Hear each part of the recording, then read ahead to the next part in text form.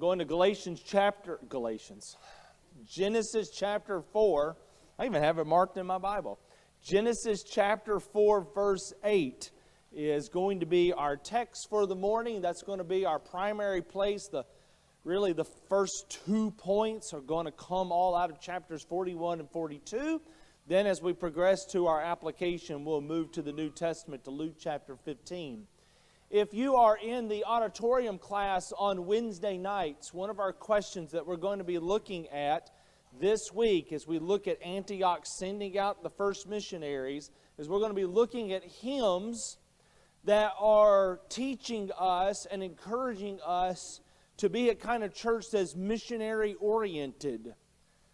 Send the Light is going to be one of those hymns we look at. And so go back and take a second look at that song. If you've never thought about how that song is all about having a missional spirit, then go back and read that again. I had nearly never noticed the line, the golden offering at the cross we lay. We are laying down our money, it says, in order to send the light into foreign lands. So we're going to be looking at that song and a couple of other hymns that we sing about a missionary spirit. There are a couple of things on the Welcome Center I need to direct your attention to. The first one is that there are handouts, mailers, if you want to grab some of those for our teen weekend coming up March the 14th with Blake Edwards. Everybody remembers intern Blake Edwards.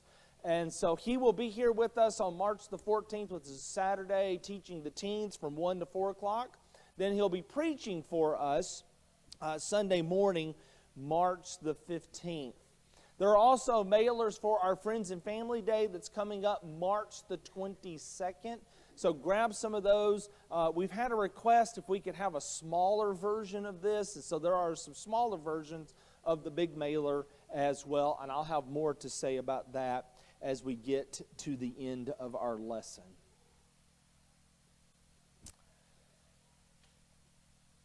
Genesis chapter 42, verse 8 says this. And Joseph recognized his brothers, but they did not recognize him.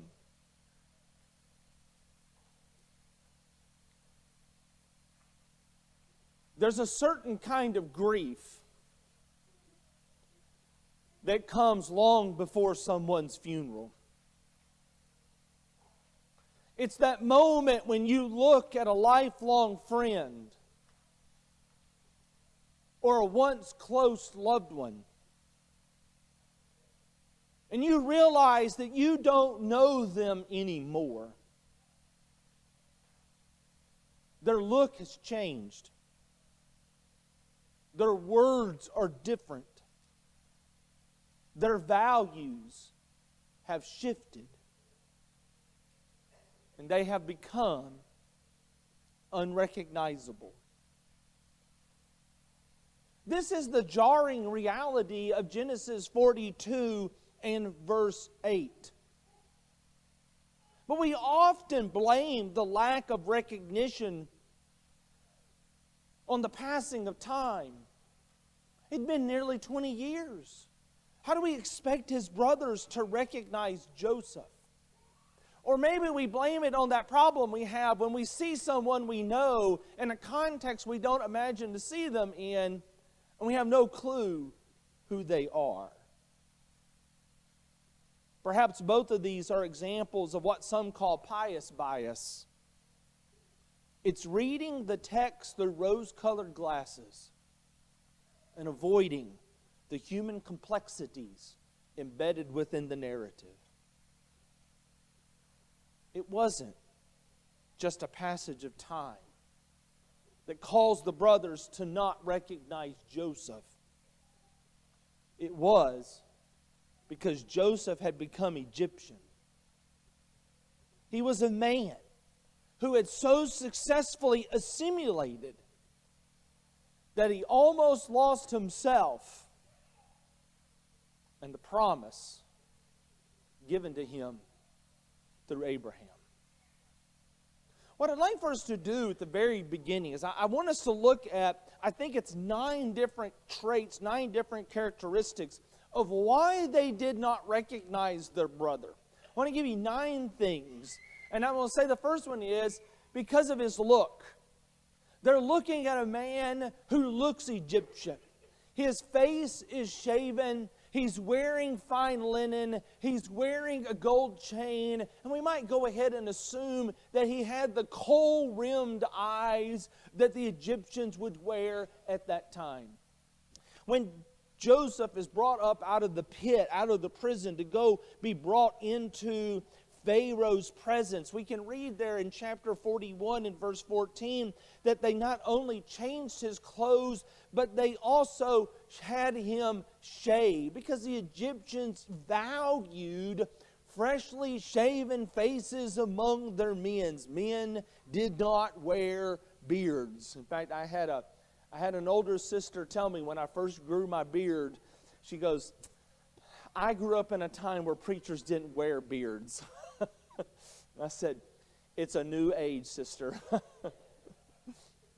I don't think I'll ever go back to the shaven face, man. I don't know. Maybe one day. But they shaved his face because that's what the Egyptians did. That's how men presented themselves. After he will interpret the prayers or the dreams of Pharaoh, you can learn there in verse 42 of chapter 21 or 41. It'll say, then Pharaoh took his signet ring off of his hand and put it on Joseph's hand. He clothed him in garments of fine linen, and he put a gold chain about his neck. The brothers didn't recognize Joseph because Joseph looked just like an Egyptian with all of that finery.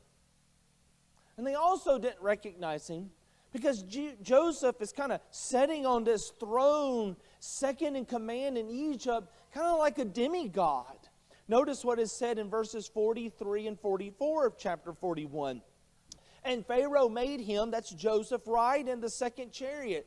And they called out before him, bow the knee. Thus him set him over all the land of Egypt. Moreover, Pharaoh said to Joseph, I am Pharaoh, and without your consent, no one shall lift up a hand or a foot in all of the land of Egypt.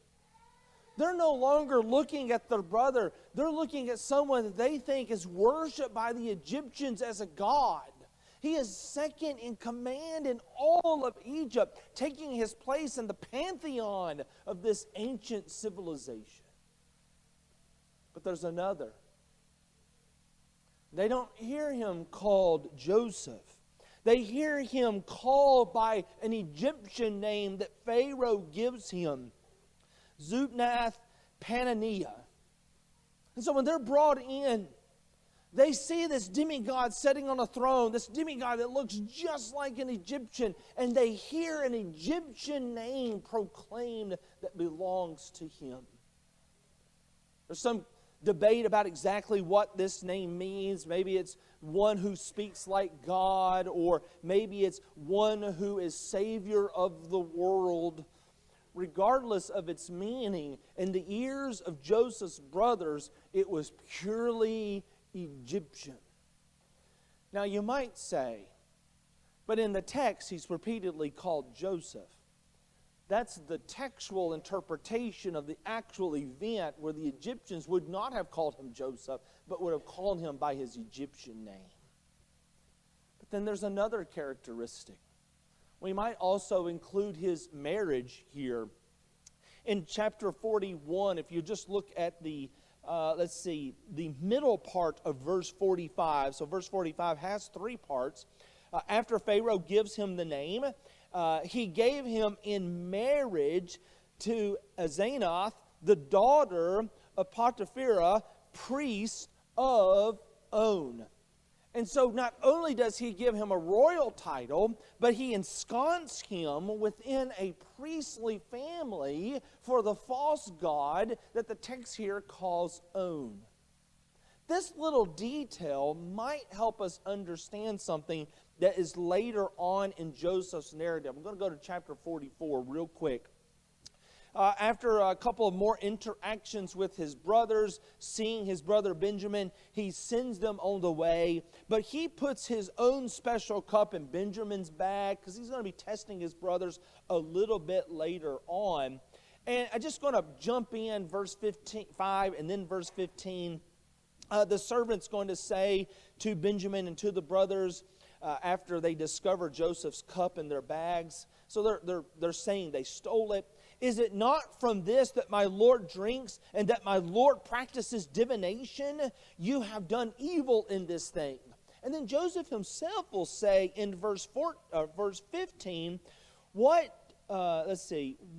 deed is it that you have done? Do you not know that a man like me can indeed practice divination?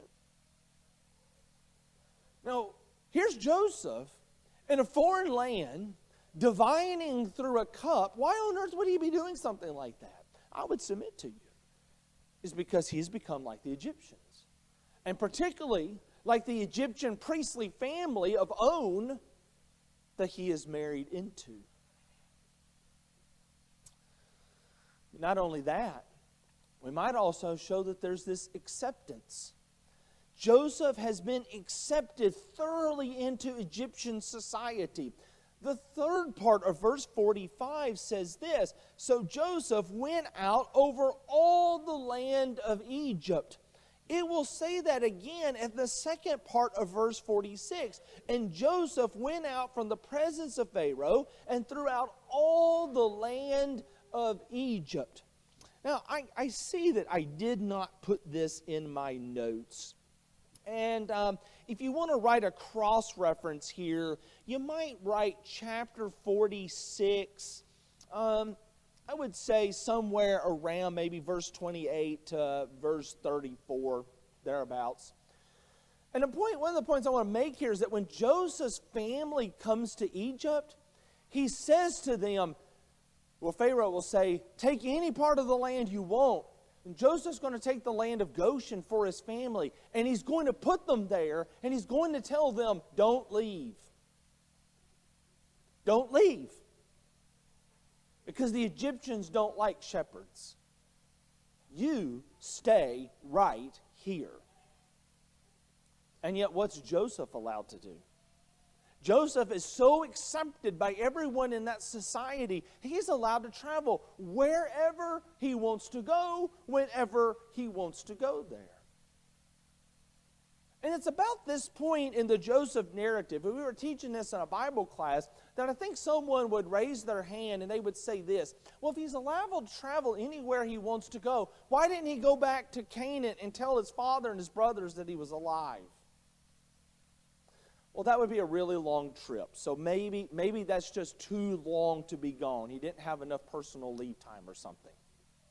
Okay, then somebody will say, okay, but why didn't he send a messenger back? Why didn't he has this royal power, why didn't he send an entourage and a messenger to go back to Jacob and say, look, I'm alive and I'm second in command in Egypt and there's going to be this famine that's going to come and you need to get ready. In fact, why don't y'all just come on down here and live with me? Why did he not do that? I would submit to you, we learn that in what he names his children. Stay with me in chapter 41. Let's begin with the verse 50. So before the year of the famine came, 2 sons were born to Joseph. And we learn in verse 51 their names. Joseph called the name of his firstborn Manasseh. For he said, God has made me forget all my hardships and all my father's house. Do you read what he said? Now we name our children generally after someone. We're going to name them, give them a special name. Usually it's going to be after someone that we love, someone that we admire. But in the ancient world, they did that, but they also named their children after circumstances, after what was going on in history or in their lives at that moment. And so he is naming his firstborn child, I have forgotten my father's house. Why did he never go back? Why did he never send a messenger back? Because he didn't want to. because he was trying to put all of that behind him. And we see that in this name of this child. I have forgotten all that hardship. But there's a second child. And that second child's name is Ephraim. And it means fruitful here. Why did Joseph never go back? Why did Joseph never send word? Because life was going good for him in Egypt. He was fruitful there. He didn't need all of that drama to be in Egypt. He was okay without it because Joseph was becoming Egyptian. In fact, he is so Egyptian that when his brothers do show up in chapter 42, we learn there in the first part of verse 23 that even though he can speak to them in Hebrew, he has retained the mother tongue. He uses an interpreter. He had picked up fluently the language of the Egyptians. So why did they not recognize him? I think because of the look and position, a name and marriage, acceptance by all the people, perhaps even his children's name, and definitely through the language barrier. But then there's one more, and we're going to call this attitude, because he treated his brothers like strangers and like shepherds. Notice what is said in chapter 42 and in verse 7. So Joseph saw his brothers, and he recognized them, but he treated them like strangers and spoke roughly to them, saying, "Where did you come from?" And they said, "From the land of Canaan to buy food." And then we can get verse 8 again. And Joseph recognized his brothers, but they did not recognize him. He speaks to them roughly. He speaks to them like they're strangers. He speaks to them like an Egyptian speaks to a shepherd. There in verse 34 of chapter 46, you can learn the reason why he tells his family, "Don't leave this land that I'm going to give you." It's because every shepherd is an abomination to the Egyptians. They despised shepherds. And Joseph talks to them just like they're strangers, just like they're shepherds. And at any moment, when he saw his brothers, any moment leading up to this, he had the power to reveal himself to his brothers, but he remained an Egyptian.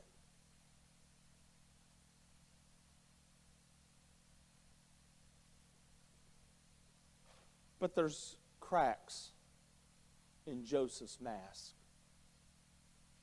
He's worked really hard to compose this Egyptian mask. All these years he has been there, forgetting Canaan, forgetting his family, and living prosperously in Egypt. But the minute his brothers show up, there's cracks in Joseph's mask. First of all, despite his zeal to forget his past, he couldn't but help to recognize his brothers. I mean, the same amount of time has passed, and yet he knows who they are. They don't know him. And I think it's because he looks Egyptian. But that same amount of time that we want to use and we want to say is the reason they couldn't recognize him passed for him as well, and yet he knew them right off the bat. They still had the Semite Hebrew look. They still wore the same kind of clothes. They still had the same long beards. They still spoke the same kind of language. They still walked the same way. They still had the same accent. They were still who they were. They had not outwardly changed. And though he tried to put it all behind him, he knew them instantly. And when he saw them, we learn something at the first part of verse 9. This is chapter 42, verse 9. I'll do verse 8 just to kind of capture it. And Joseph recognized his brothers, and Joseph remembered the dreams that he had dreamed of them.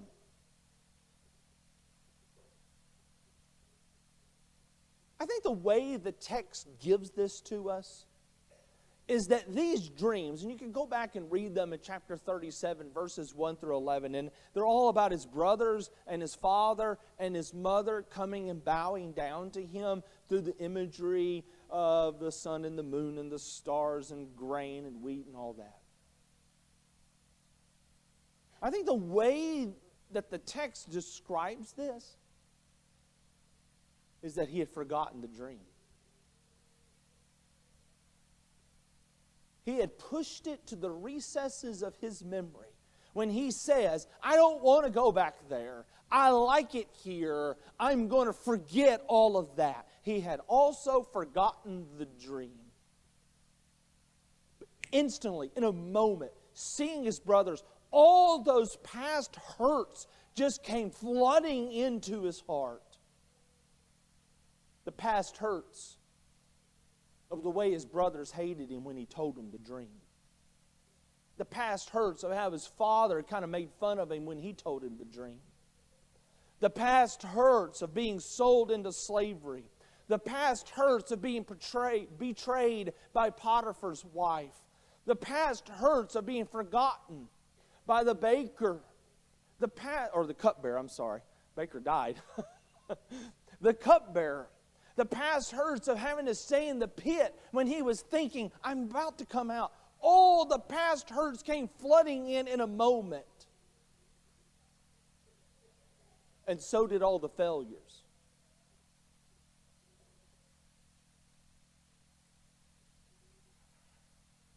The failure of the way that he told his brothers about the dream, probably in a braggadocious kind of way. The way he took his father's coat of many colors and probably strutted around like he was some big high peacock and caused all of his brothers to hate him.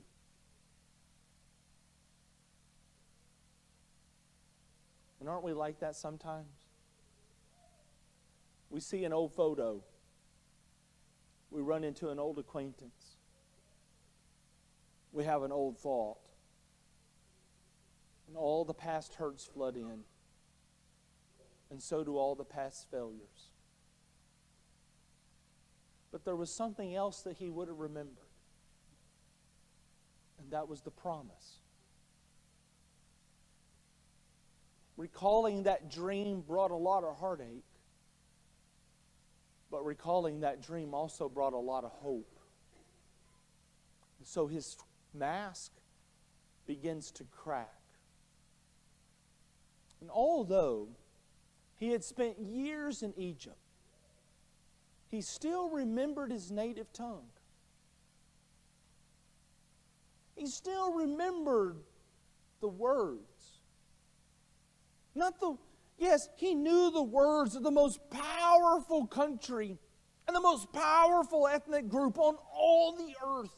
But he also knew the language of the Hebrew, the wanderer, the stranger, the minority. He still knew it. Because when his brothers begin to speak, he uses an interpreter, but when they talk to each other, he knows what they are saying. And then on the third day, 3 days after his brothers appear, the Egyptian tyrant is going to give way to the Hebrew brother. It took 3 days for everything to change. I want you to notice this with me. Genesis 42, let's begin with verse 16. We need to do verse 16. Start there. You know what? Let's go all the way back. I tell you what, let's go all the way back to verse 9. So Joseph remembered the dreams that he had, and he dreamed of them, his brothers. And so he says to them, you are spies. You have come to see the nakedness of the land. And they said to him, no, my lord, your servants have come to buy food. We are all sons of one man. We are honest men. Your servants have never been spies. And he said to them, "No, it is the nakedness of the land that you have come to see." And they said, "No, we your servants are 12 brothers, the sons of one man in the land of Canaan. And behold, the youngest is this day with our father, and one is no more." But Joseph said to them, "It is as I said to you, you are spies." Let me just stop right there. What do you think the tone of verse 14 was like when that comes out of Joseph's mouth after they just said, "There's one who is no more"? Do you hear roughness? Do you hear anger? Do you hear a little venom? If you don't hear those things, I want to challenge your pious bias. We need to hear the complexities of hurt and anger in his voice.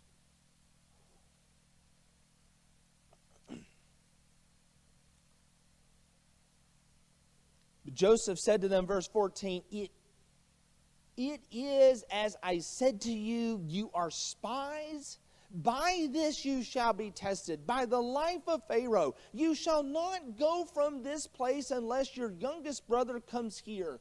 Send one of you and let him bring your brother, while the rest of you remain confined, that your words may be tested, whether there is truth in them, or else, by the life of Pharaoh, surely you are spies. And he put them all together in custody for 3 days.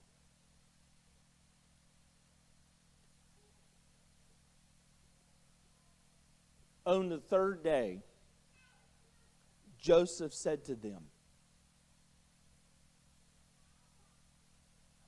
I'm going to include a word here to make this match our vernacular. Look.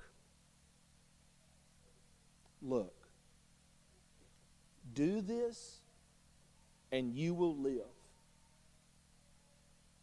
For I too fear Elohim. I too fear God. Let me stop right there for just a moment. It took 3 days, and everything changes.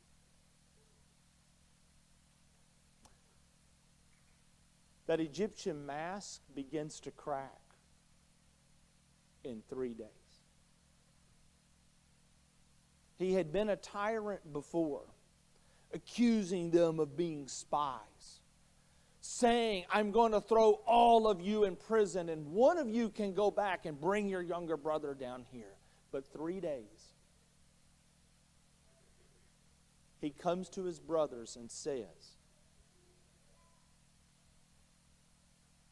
I actually too fear the same God you fear.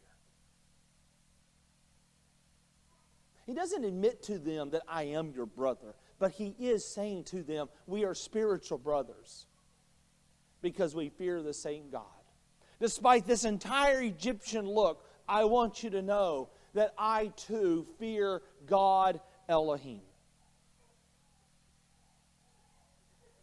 And so then notice what changes. Verse 19. If you are honest men, let one of your brothers remain confined where you are in custody, and let the rest go and carry grain for the famine of your households, and bring your younger brother to me, so your words will be verified, and you shall not die. Do you see what's happened? When he first puts them in prison, he says, one of you go and the rest stay here. But 3 days later, after he's processed the hurt, and he's processed his failures, and he's processed the promise when he remembered the prayer, he changes and he says, no, I'll tell you what. How about one of you stay and the rest of you go? In 3 days, everything changed for Joseph.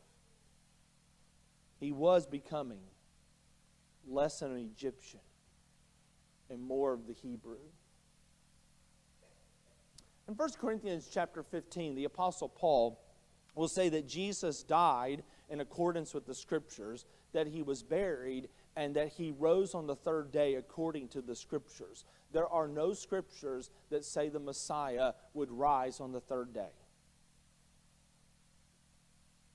But there are all these examples, one example after another, that there is a change, a resurrection of sorts on the third day. This is one of them. 3 days later, he changes.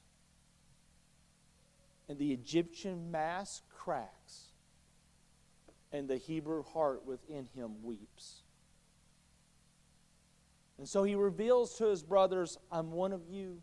I too fear God, Elohim. And then they begin, he gives them this second opportunity. One stay and everyone goes. And they begin to talk amongst themselves. And I want you to notice the first part of verse 24. So he can hear them talking, and they're talking about how, that God is bringing this calamity upon them. And it'll say in verse 23, they did not know that Joseph understood them, for there was an interpreter between them. And then he turned away from them and wept. He could hear them talking after he has revealed himself that I too fear God, and the crack becomes even bigger in his mask. He turns away and weeps.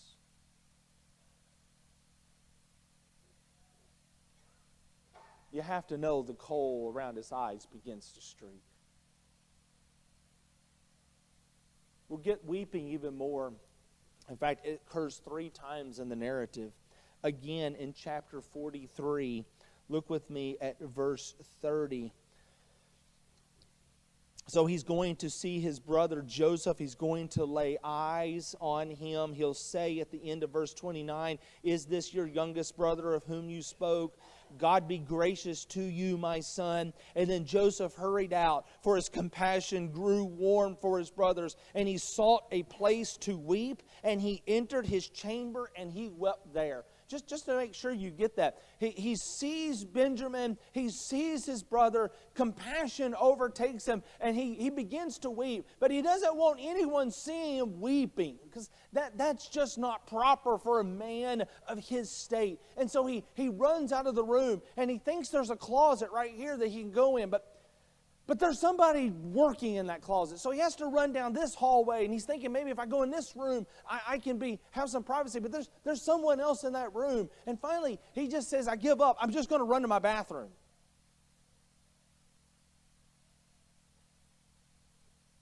And there he weeps. And the third weeping is chapter 45, verse 1 and 2. Then Joseph could not control himself before all those who stood by him. And he said, make everyone go out of the room. So no one stayed with him when Joseph made himself known to his brothers. And he wept aloud, so that the Egyptians heard it, and the household of Pharaoh heard it. It took 3 days. Contemplating his brother's arrival, processing through the hurt and the failures, and remembrance of the promise for that mask to begin to crack. You know the rest of the story. He will test his brothers one more time, or one time. They will bring Benjamin. He will reveal himself. Jacob and the rest of the family all come down, and they live happily ever after in Egypt until they're made to be slaves, and then we'll get into the book of Exodus. Why did the brothers not recognize Joseph? Because he was becoming an Egyptian. But on the third day, the mask began to crack.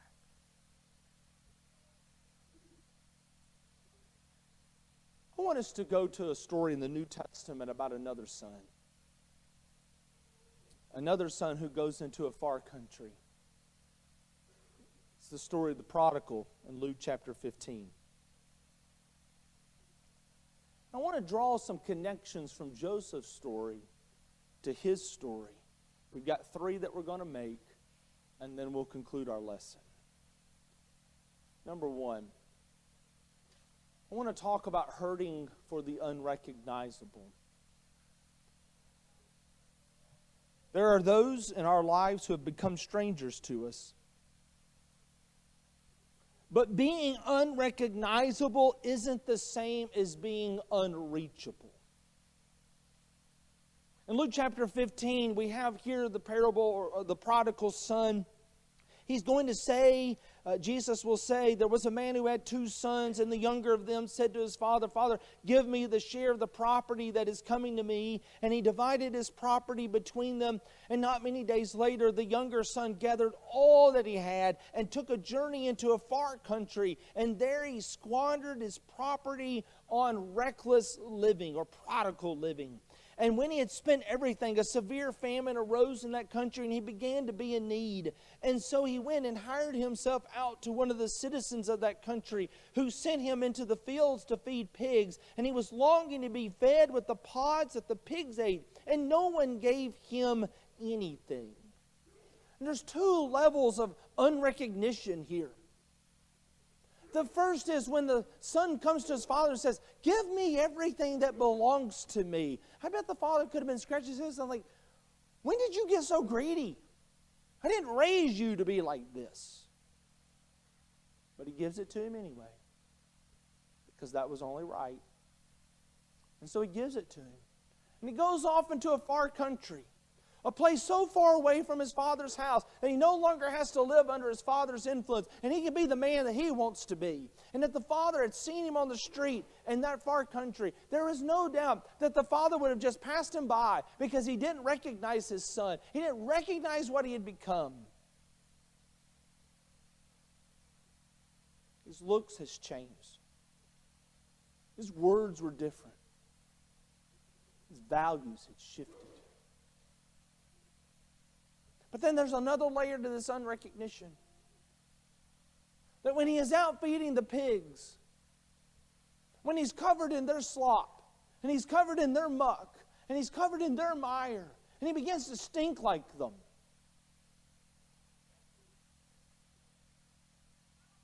it would have been totally unrecognizable to the father. This is not the man I raised. But being unrecognizable doesn't mean being unreachable. Because there is hope for the unrecognizable. And what we need to be doing is we need to be praying for these moments that force the unrecognizable to remember, to come to their senses. Joseph had tried so very hard to forget all of that back in Canaan. But it was a moment that made it all rushing in. And his mind is flooded with all kinds of remembrances. We need to be praying that the unrecognizable in our lives will remember. Will remember the way they were raised. That will remember the faith that they were taught. That they will remember the faith that they once proclaimed. And that they will come to their senses and leave the far country of Egypt. If you'll recall, when we were going through Luke chapter 15 last year, we asked this question: why didn't the father ever go find his son? And you remember the point we made? Though the father wasn't there in body, he was there in spirit, because of what is said in the first part of verse 17. But when he came to himself, he said, how many of my father's servants have more than enough bread, but I perish here with hunger? The remembrance of his father's grace and his father's mercy and his father's providence was right there with him. And it was remembering that brought him to his senses.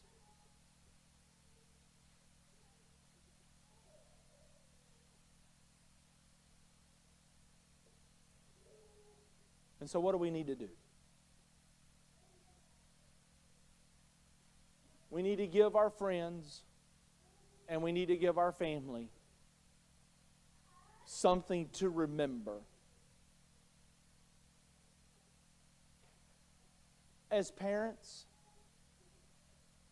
who are raising your kids now, give them something to remember.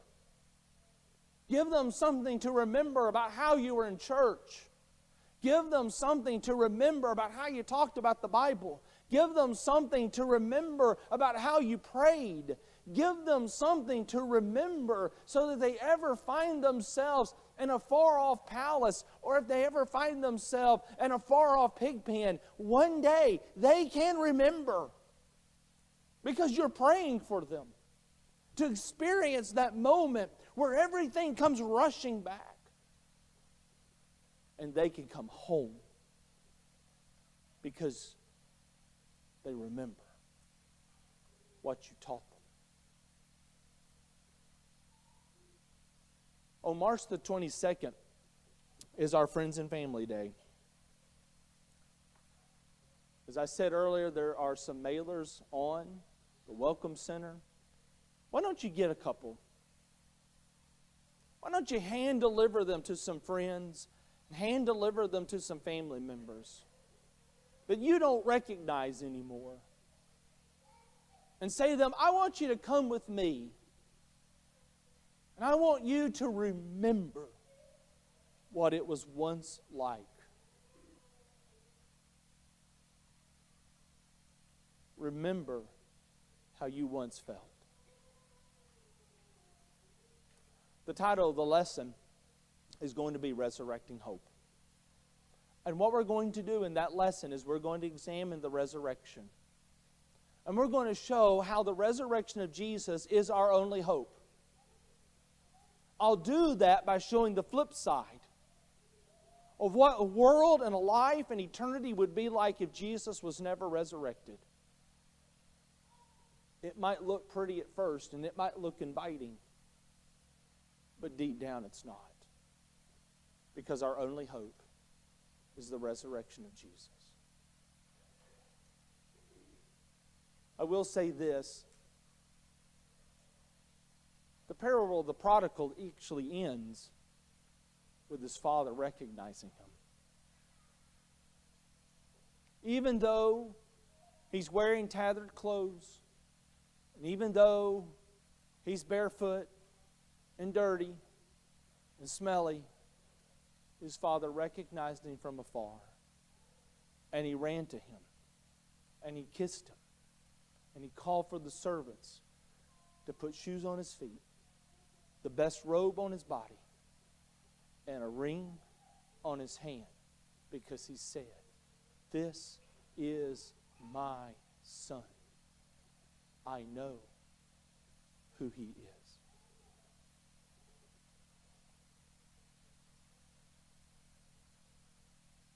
The danger of Joseph's story isn't just that his brothers didn't recognize him,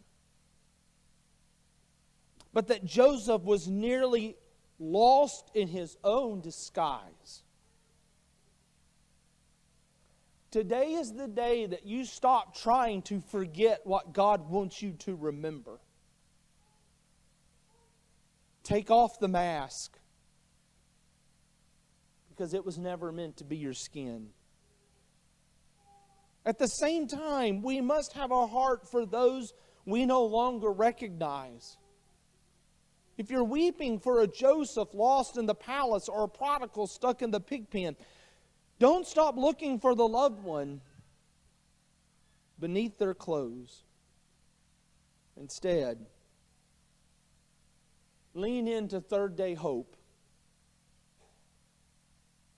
Jesus the Christ revealed on the third day that He has come to bring life to death He rose to prove that no far country, no Egypt is too distant for His grace, for His mercy, for His redemption.